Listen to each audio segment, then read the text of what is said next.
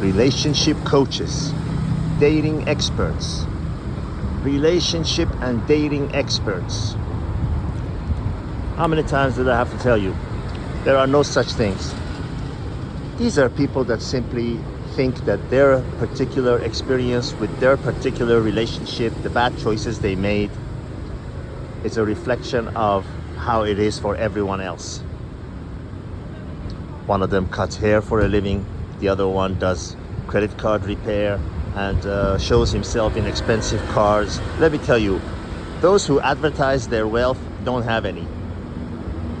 And other ones are hairstylists or office workers who've been left by a man, and they think they know all about what men are all about. Fact is, these people have made horrible mistakes. They've been left by their wives, as by their own admission.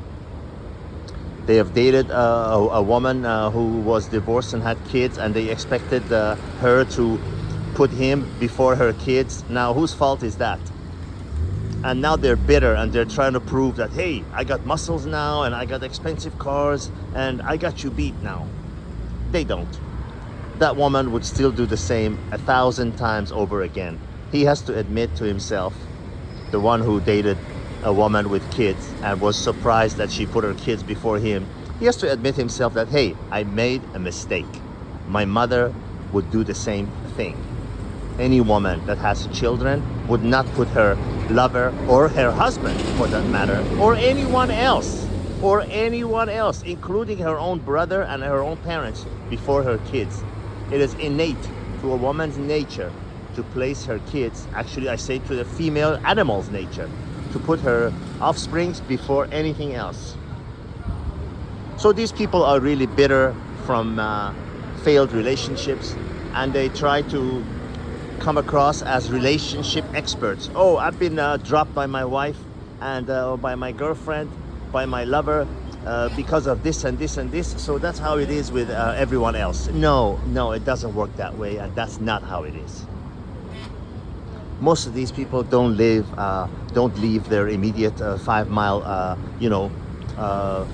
neighborhood or where they're working and living for majority of their lives. Say it isn't so. When you are exposed to the world, when you are exposed to anything beyond your immediate surroundings, you learn things that you didn't even know existed. Not only you learn about other people's way of thinking and culture and diet and way of living, you also learn things about human nature that is cross-cultural, cross-national, cross-religion, cross-tradition.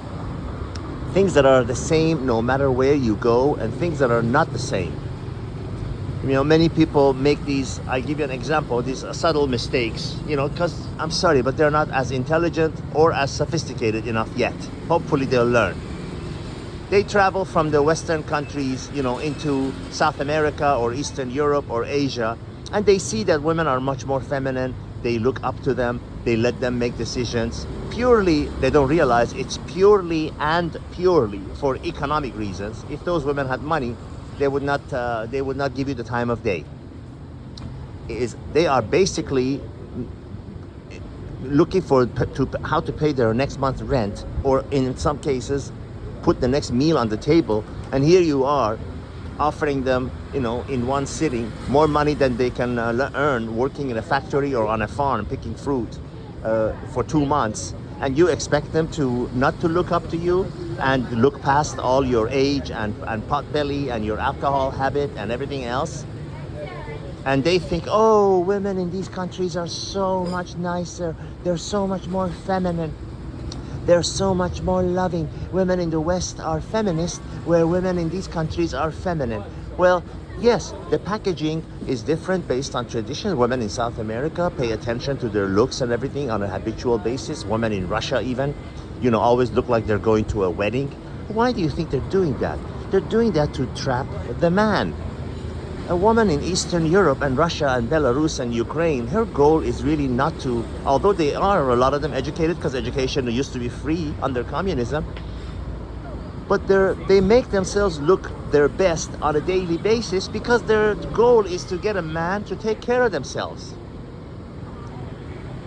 It's not because of anything else, and it's purely for economic reasons. Try dating a girl, a daughter of a Russian whose father is one of these thug millionaires. See if she would still be as nice to you. You have to understand it's all about economics. Now, going back to the same original point of this video, a lot of these people who call themselves, actually I'd say 99% of these people who call themselves relationship experts, dating coaches, relationship mentor, whatever the devil they call themselves, they are just products of failed relationships, trying to impose their own personal experiences onto the whole world. To be successful in relationships, and all relationships will fail eventually, the passion dies no matter how knowledgeable you are, but to protect yourself, to have an invisible shield around yourself from being hurt, is to learn the nature of women and learn the nature of men. Find the real reason, the red pill reason why they are getting together with you. Don't look for the superficial things. Those will all go away with time. Those will all dissipate. Find out, learn about the nature of women and the nature of men. Then when the relationship passion dies, when she's not treating you the same anymore, when the things are not as they were in the first honeymoon period and all that, you understand. You won't be hurt one bit, if at all. You will not, because now you know, you understand. Knowledge is power. You understand, oh, she was only nice to me because she was trying to hook me. She was only nice to me because it was, she saw me as a vehicle that can take her to where she wants to go. And that is what it's all about. That is what it's all about. Even in the Western countries where she has money, she's still looking for a guy so that she's not alone, so that she can tell her friends that I got somebody, so that she can have sex with somebody when she wants it, so that she can be with somebody when she wants it and when she needs it. But if you're in the other parts of the world where women are economically dependent, she will be with you whenever you want, whatever you want to eat, whatever you want to do, she'll say yes because she needs to say yes.